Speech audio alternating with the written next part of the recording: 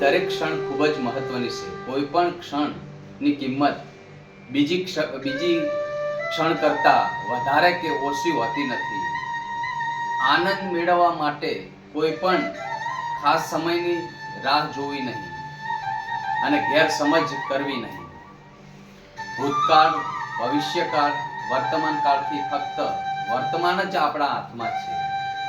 વર્તમાન આપણા હાથમાંથી સરકી જતા ભૂતકાળ બની જાય છે.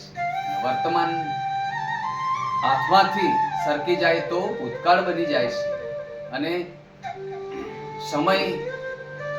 સમય આવવાનો છે એ આપણા હાથમાં નથી. ફક્ત વર્તમાન જ આપણી મૂડી છે. એનો સદુપયોગ કરી લો. મૂલ્ય જાણવું જોઈએ અને તેનો સદુપયોગ કરવો જોઈએ.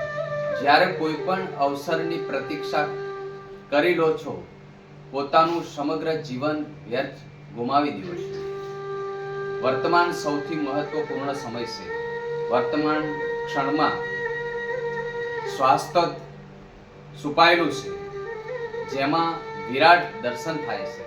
સમયનો પ્રવાહ અખંડ અને શાશ્વત છે, ગતિશીલ છે. આપણે આપણા મન ઉપર સ્થિતિના આધારે જ સમયને ટુકડામાં વહેંચી દઈએ છીએ.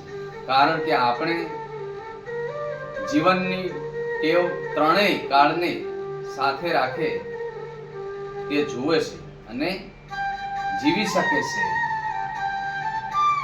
વર્તમાન સમયને નકામો માનીને તેને વ્યર્થ વેડફી ના નાખવો જોઈએ. ભૂલો ના કરવી જોઈએ, કારણ કે એ જ જીવનમાં પ્રવેશવાનું દ્વાર છે. જીવનને જાણે છે કે તેનો સદુપયોગ કરવો અને તેનું લક્ષ્ય સમજે છે અને તેનું મૂલ્ય સમજે છે. વર્તમાન સમયનો સદુપયોગ અવશ્ય કરી લો. પરમ પૂજ્ય શ્રી શર્મા આચાર્યજી કહેતા હતા કે જીવનનો અર્થ છે સમય.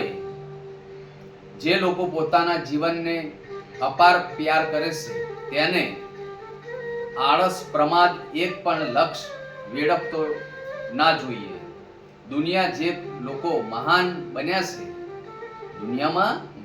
મહાન બન્યા છે તેમને પોતાનું જીવનની એક ક્ષણ અને મૂલ્યવાન માની છે અને સદુપયોગ કર્યો છે. મહાત્મા ગાંધીજી સમયનું મૂલ્ય સમજાવતા હતા અને પોતાનું દરેક કાર્ય સમયસર કરતા હતા. આજે બધા જ લોકો ઘડિયાળ પહેરે છે, પણ સમયનું પાલન બહુ ઓછા લોકો કરે છે. પશ્ચિમ દેશના ખૂબ જ વિકાસ કર્યો છે. તેનું કારણ એ છે કે સમયનો સદુપયોગ કર્યો છે. આપણા પ્રાચીન ઋષિમુનિઓ સમયનું મૂલ્ય સમજતા હતા. તેમણે સમયનો આત્મવિકાસ તથા માનવ સમાજના કલ્યાણ માટે નિરંતર સદુપયોગ કર્યો છે